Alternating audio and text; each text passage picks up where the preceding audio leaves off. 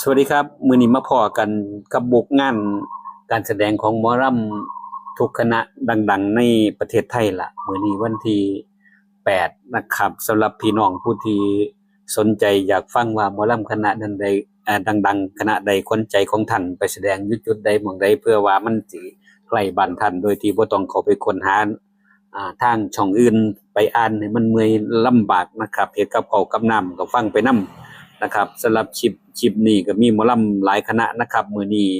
วันที่8เนาะคลิปงานก็สิไปฮอดวันที่12มีนาคมเริ่มต้นจากหมอลำอภินันท์น้อยดาวเหนือมื้อนี้เพิ่นแสดงอยู่ที่วัดอัมพวันบ้านหนองโองตำบลหนองกรุงใหญ่กรุงใหม่อำเภอกระนวนจังหวัดขอนแก่นคู่กับสุนิสาวันที่9มีนาคมบ้านหนองชุ่มแสงหมู่5ตำบลหนองคองใหญ่อำเภอหนองกรุงศรีจังหวัดกาฬสินธุ์คู่กับ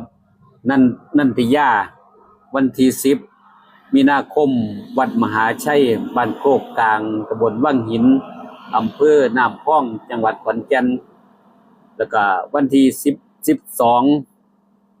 12สถานที่ทำบุญประจำปีบ้านโน่นหงส์ตำบลโพนงามอำเภอบุญทริกจังหวัดอุบล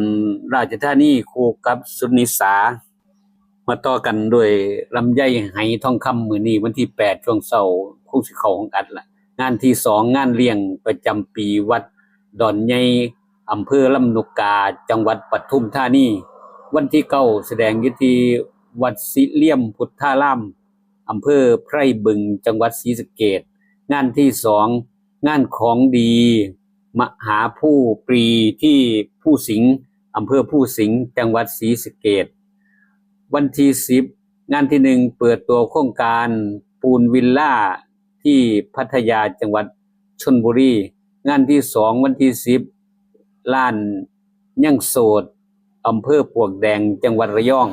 วันที่11งานวันท่องเพจวิลล่ามวลมั่นแน่อยู่ที่วังทองจังหวัดพิษณุโลกวันที่12งานที่1วัดโกรกกรากอำเภอเมืองจังหวัดสมุทรสาครงานที่2ตะวันแดงคลองตันกรุงเทพมหานครมาต่อกันด้วยคอนเสิร์ตร่วมสมัยใหม่พัชรีวันที่9ตลาดมันเดย์ตำบลโพนท่องอำเภอเมืองจังหวัดกาฬสินธุ์วันที่10บ้านลิ้นชมพูตำบลเขมราชอำเภอเขมราชจังหวัดอุบลราชธานีวันที่11คู่บูตาสีเมืองยนต์ตำบลคูพลหนบ่อำเภอตะการพืชผลอุบลราชธานีแล้วก็งานกาชาดมุกดาหารวันที่12ห้วยไร่อิลีนาเป็นเบื้องต้นเช็คเบิ่งซะก่อนจังค่อยไปติดตามไปชมเด้อนะครับต่อกันด้วยหมอลำขวัญใจแฟน8มีนาคมบ้านหินโงมตำบลหินโงมอำเภอสร้างคอมจังหวัดอุบลราชธานีวันที่9มีนาคมมินิคอนเสิร์ตบ้านโน่นโพอำเภอค้อนสวรรค์จังหวัดชัยภูมิหมอลำหนูพานวิเศษศิลป์มื้อนี้วันที่8มีนาคมแสดงอยู่ที่งานประเพณีบุญพเวทณหอโหวตบึงพระรานชัยจังหวัดร้อยเอ็ดเต็มวงวันที่12มีนาคมแสดงอยู่ที่งานบุญวัดป่าบ้านหนองหลอดตำบลเชียงยืนอำเภอเมืองจังหวัดอุดรธานีเต็มวงศิลปินผู้ไทยวีรพงษ์วงศ์ศิลป์มื้อนี้วันที่8แสดงอยู่ที่วัดป่าโน่นนางชื่นตำบลดงคลังน้อยอำเภอเกษตรวิสัยจังหวัดร้อยเอ็ดวันที่10อยู่ที่เครือสหพัฒน์อำเภอกบินบุรีจังหวัดปราจีนบุรีวันที่12บ้านมหาชัยตำบลมหาชัยอำเภอป่าปากจังหวัดนครพนมหมอลำเพชรลำเพิ่นวันที่8อยู่บ้านคอกช้างตำบลโค คอกช้างอำเภอสะไคร่จังหวัดหนองคายวันที่9วัดสอนเจริญราษฎร์บ้านนาสิงห์ตำบลนาสิงห์อำเภอศรีวิไลจังหวัดบึงกาฬวันที่12วัดถ้ำศรีทนบ้านโน่นศิลาอำเภอปากขาดจังหวัดบึงกาฬหมอลำเสียงวิหกวันที่8มีนาคม2568แสดงที่วัดนานวลตำบลจานแสนชัยอำเภอห้วยทับทันจังหวัดศรีสะเกษวันที่9งานมหกรรมโปงลางแพรวากาชาติจังหวัดกาฬสินธุ์วันที่10มีนาคมวัดราชวารีตำบลโคกล่ามอำเภอจตุรพักษ์พิมานจังหวัดร้อยเอ็ดวันที่11งานหัวตะพานตำบลหัวตะพานอำเภอหัวตะพานจังหวัดอำนาจเจริญวันที่12วัดศรีบุญเรืองบ้านหัวฝายตำบลโนนสะอาดอำเภอโนนสะอาดจังหวัดอุดรธานีเป็นงานพระราชทานเพลิงศพพระครูวิโรจน์อาจารย์คุณหมอลำคณะเสียงอีสานวันที่8มีนาคมบ้านบุงหมากลานตำบลประโคอำเภอกุมภาวะปีจังหวัดอุดรธานีวันที่9มีนาคมงานนมัสการหลวงพ่อเศรษฐีวัดลาศีตำบลครัวเรียงอำเภอชุมแพจังหวัดขอนแก่นวันที่11บ้านโคกศิลาตำบลโคกศิลาอำเภอเจริญศิลป์จังหวัดสกลนครวันที่12มีนาคมวัดบ้านไฮยองตำบลบึงโคนอำเภอตำบลพังโคนอำเภอพังโคนจังหวัดสกลนครสาวน้อยลำเพลินโชว์วันที่8มีนาคมบ้านหนองแชนตำบลหนองแชนอำเภอปทุมรัฐจังหวัดร้อยเอ็ดวันที่9ไม่แน่ใจนะครับแสดงอยู่ที่ร้อยเอ็ดแต่บ่ฮู้ว่าอยู่บ้านใดในบุกบ่ได้ลงไว้นะครับวันที่10บ้านหนองจานตำบลจำปาขันอำเภอสุวรรณภูมิจังหวัดร้อยเอ็ดวันที่11บ้านแก้งกอกอำเภอศรีเมียงใหม่จังหวัดอุบลวันที่12บ้านระอตำบลระออำเภอน้ำเกลี้ยงจังหวัดศรีสะเกษสั้นเราบันเทิงศิลป์วันที่8มีนาคมบ้านหนองเสี่ยงสุยตำบลป่าหวายนังอำเภอบ้านฝางจังหวัดขอนแก่นวันที่9มีนาคมบ้านหนองนาค่ำตำบลหนองนาค่ำอำเภอเมืองจังหวัดอุดรธานีวันที่10บ้านดงหมอท่องตำบลดงหมอท่องใต้อำเภอบ้านม่วงจังหวัดสกลนครวันที่11บ้านเสียนตำบลบ้านเดืออำเภอทาบอจังหวัดหนองคายวันที่12บ้านหนองบัวตำบลหนองบัวอำเภอผู้เรือจังหวัดเลยหมอลำคณะอีสานนครศรีวันที่8บ้านหนองหว่าตำบลกกโพอำเภอหนองพอกจังหวัดร้อยเอ็ดเป็นบุญแจกเขาวันที่9บ้านสวนโคกตำบลดงลิ่งอำเภอกำมะลาไสยจังหวัดกาฬสินธุ์วันที่10บ้านโน่นจานตำบลจานอำเภอ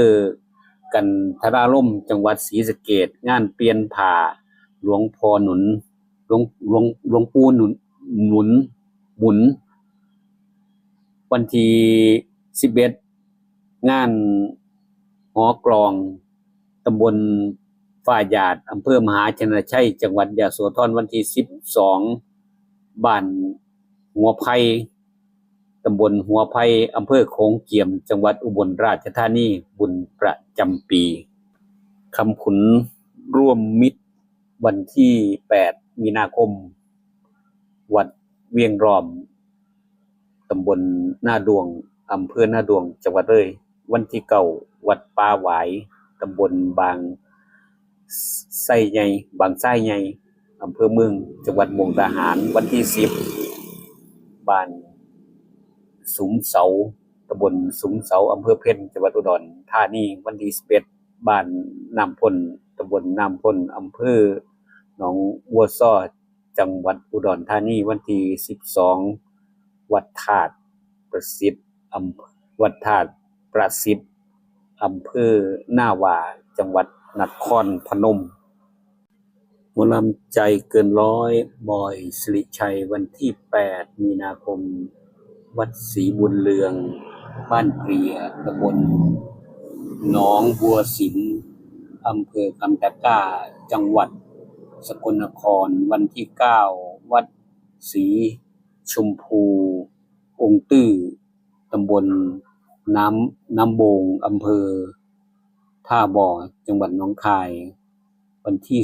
10บ้านกระเบื้องตำบลบุงแก้วอำเภอโนนสะอาดจังหวัดอุดรธานีวันที่11วัดราชวารีบ้านโคกล่ามตำบลโคกล่ามอำเภอจตุรพักษ์พิมานจังหวัดร้อยเอ็ดวันที่12วัดพระศรีเจริญบ้านหัวตะพานตำบลหัวตะพานอำเภอหัวตะพานจังหวัดอำนาจเจริญหมอลำคณะระเบียบวาทศิลป์วันที่8มีนาคม68ยุดแสดงอยู่ที่สนามตรงข้ามโรงงาน LG ปลวกแดงจังหวัดระยองวันที่9สนามข้างปั๊มปตท.นวนครหลวงปทุมธานีวันที่10เยื้องรีสอร์ทเวียนนาการ์เด้นตำบลบุกชาอำเภอเมืองจังหวัดนครราชสีมาวันที่11สนามกีฬาอบต.สำโรงตาเก็กอำเภอกุขันธ์ศรีสะเกษวันที่12วัดใหญ่ศรีมหาธาตุบ้านพระเจ้าตำบลพระเจ้าอำเภอเชียงขวัญจังหวัดร้อยเอ็ดประถมบันเทิงศิลป์วันที่8มีนาคมแสดงที่บ้านหนองไผ่ตำบลโพกลางอำเภอเมืองจังหวัดนครราชสีมาวันที่9ที่วัดโคกยาวบ้านหนองชุมแสงตำบลหนองแจ้งอำเภอบึงสัมพันธ์จังหวัดเพชรบูรณ์วันที่10บ้านท่องหลางตำบลท่องหลางอำเภอบ้านไม้ชัยพจน์จังหวัดบุรีรัมย์วันที่11บ้านช่ำปาลั่งตำบลบ้านจีดอำเภอผู้แก้วจังหวัดอุดรธานีวันที่12บ้านโคกรามตำบลโคกรามอำเภอจตุรพักษ์พิมานจังหวัดร้อยเอ็ดสาวน้อยเพชรบ้านแพงวันที่8มีนาคม68บ้านบอนตำบลบึงน่อนอำเภอย่างชุมน้อยจังหวัดศรีสะเกษวันที่9ที่ว่าการอำเภอน่าจะรวยจังหวัดอุบลราชธานีวันที่10โรงเรียนบ้านสี่เหลี่ยมตำบลสี่เหลี่ยมประโคนชัยจังหวัดบุรีรัมย์วันที่11บ้านพระเจ้าตำบลพระเจ้าอำเภอเชียงขวัญจังหวัดร้อยเอ็ดวันที่12วัดสะปทุมตำบลท่องหลางอำเภอบ้านไม้ชัยพจน์จังหวัดบุรีรัมย์ทุกหม่องทุกบ่อนทุกหมู่บ้านมีการเปลี่ยนแปลงได้มันเฮ็ดยากกว่าตัวละเฮ็ดคลิปแนวนี้ข้อยละนึกว่าสิหากินง่ายๆให้หมู่เจ้าติดตามฟังอย่างเดียวว่าซั่นบ่แม่นผู้เฮ็ดยากอยู่เด้อนี่เอาอย่าลืมติดตามอย่าลืมกดถูกใจกดติดตามให้กันนะเพื่อมีกำลังใจในเฮ็ดคลิปต่อไปสวัสดีครับ